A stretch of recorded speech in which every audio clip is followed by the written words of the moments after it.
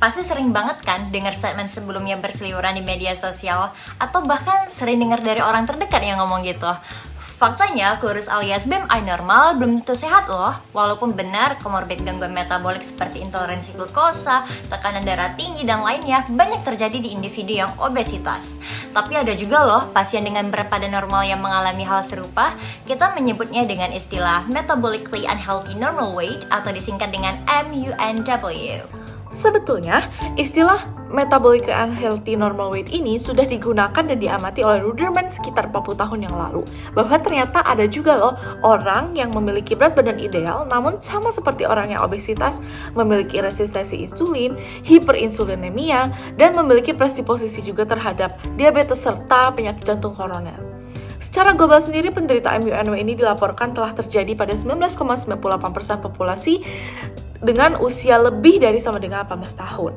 Menurut Max et al. Pada tahun 2006, meskipun memiliki berat badan yang ideal dibandingkan dengan subjek yang tidak memiliki masalah metabolic syndrome ini, subjek MUNW memiliki risiko 2-3 kali lebih besar untuk mengalami cardiovascular disease dan 3-4 kali untuk mengalami diabetes mellitus tipe 2. Penderita MUNW meskipun berat badannya normal biasanya memiliki persentase lemak tubuh yang sama atau lebih besar, terutama pada bagian intraabdominal sebagai jaringan adiposa visceral. Nah, berdasarkan sebuah penelitian di Cina, penderita MUNW biasanya memiliki lingkar pinggang yang lebih besar, otot rangka, dan komposisi air tubuh yang lebih rendah. Penelitian lainnya menyatakan bahwa perempuan dengan MUNW memiliki proporsi lemak tubuh yang lebih tinggi, kolesterol plasma yang lebih tinggi, fat free mass, energy expenditure, dan kebutuhan oksigen yang lebih rendah daripada yang non-MUNW. Diagnosis dari metabolically unhealthy normal weight ini sebenarnya hampir sama dengan sindrom metabolik, yaitu triglyceride, tekanan darah dan glukosa tinggi, kolesterol HDL rendah, dan obesitas sentral. Nah, hal ini sebetulnya bisa kita sandingkan dengan BMI sehingga nantinya kita bisa kategorikan menjadi 6 buah fenotip, yaitu metabolically healthy normal weight, overweight dan obese, serta metabolically unhealthy normal weight, overweight dan obese. Nah, tetapi mengacu pada sebuah literatur pada tahun 2016, dikatakan bahwa seseorang yang sehat secara metabolik dengan berat badan normal itu seharusnya tidak memiliki gangguan metabolik atau setidaknya lebih sedikit gangguan metabolik dibandingkan pada orang yang memiliki metabolically unhealthy normal weight. Oleh karena itu, menimbang penelitian yang ada terhadap kriteria diagnosis ini, faktor risiko dan juga dampaknya, kami menggunakan kriteria diagnosis pada festival gagasan ini untuk mendefinisikan orang dengan metabolically unhealthy normal weight sebagai partisipan yang memiliki minimal 1 dari 5 kriteria sindrom metabolik. MUNW ini menjadi sebuah masalah yang sebenarnya cukup umum tetapi terkadang tidak disadari oleh masyarakat. Terlebih lagi, masih adanya persepsi atau mitos kurus pasti sehat, gendut pasti tidak sehat. Faktanya sindrom metabolisme bisa terjadi kepada siapa saja.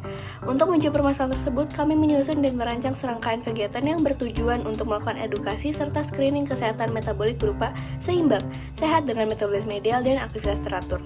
Jadi tujuan utama kami adalah meningkatkan kesadaran para target edukasi kami bahwa orang yang sebetulnya body goals ternyata bisa loh dikatakan tidak sehat secara metabolik. Kegiatan ini terbagi menjadi 2 rangkaian acara, yaitu edukasi terkait MUNW dan pemeriksaan kesehatan secara gratis yang terdiri dari pemeriksaan antropometri, tekanan darah, gula darah, dan kolesterol. Sasaran dari kegiatan kami adalah ibu-ibu PKK di Desa Ciles, Jatinangor. Sasaran ini dipilih berdasarkan health behavior dari teori social network theory yang memungkinkan komunitas ibu-ibu PKK ini untuk mengedukasi keluarganya dan masyarakat awam. Serta teori social cognitive theory di mana edukasi yang dilakukan kepada ibu-ibu PKK dapat meningkatkan knowledge dan bisa membentuk role model di lingkungannya. Dalam intervensi ini, ibu PKK akan diberikan edukasi mengenai risiko adanya sindrom metabolik pada orang dengan berat badan normal dan risiko permasalahan kesehatan yang akan datang. Pencegahan bertujuan untuk mengurangi faktor risiko dan meminimalkan konsekuensi dari penyakit. Pada intervensi ini, merupakan langkah pencegahan dalam mengurangi faktor risiko dan meminimalkan konsekuensi sindrom metabolik pada orang dengan berat badan normal dengan melakukan cek kesehatan pada ibu-ibu PKK. Selain itu, itu, kami juga memilih sasaran ibu-ibu PKK di Desa Ciles karena kami memiliki data berdasarkan hasil tes gas yang pernah kami lakukan sebelumnya, di mana dilakukan pengecekan berupa tekanan darah, kolesterol, tinggi badan, berat badan, lingkar perut, dan gula darah kepada 16 warga di Desa Ciles. Dari pengecekan, terdapat 43,75% warga yang memiliki tekanan darah tinggi atau hipertensi, terdapat 25% warga yang memiliki kolesterol tinggi di atas 140, terdapat 31,25% warga yang memiliki kolesterol di antara 200 sampai 240, terdapat 18,18% warga yang memiliki gula darah tinggi di atas 200, terdapat 37,5% warga yang memiliki BMI normal. Akan tetapi, terdapat 75% warga yang memiliki lingkar perut di atas normal, yaitu 80. Dari 22 ibu-ibu yang mengisi pretest dan posttest, hasil pretest menunjukkan skor secara keseluruhan yaitu 53/110, yang berarti 53 benar dari 110 pertanyaan. Sedangkan hasil posttest menunjukkan skor sebesar 76 dari 110, yaitu 76 benar dari 110 pertanyaan. Hal ini menunjukkan peningkatan yang cukup signifikan yaitu sebesar 20,91%. Peningkatan ini sejalan dengan target kami yaitu sebesar 20%. Oleh karena itu, kami menilai terdapat peningkatan pengetahuan ibu-ibu tentang metabolically unhealthy normal weight dari sebelum ke sesudah pemberian materi. Pada pertanyaan survei terkait feedback yang diisi oleh 23 responden ibu-ibu PKK, pada pertanyaan pertama yaitu seberapa menarik penyampaian materi yang diberikan. Kebanyakan ibu-ibu memberikan nilai 5, yaitu sebesar 47,83%. Hal ini menandakan bahwa mayoritas ibu-ibu merasa penyampaian materi yang diberikan sudah menarik. Kemudian pada pertanyaan kedua, yaitu seberapa paham Anda dengan materi yang diberikan?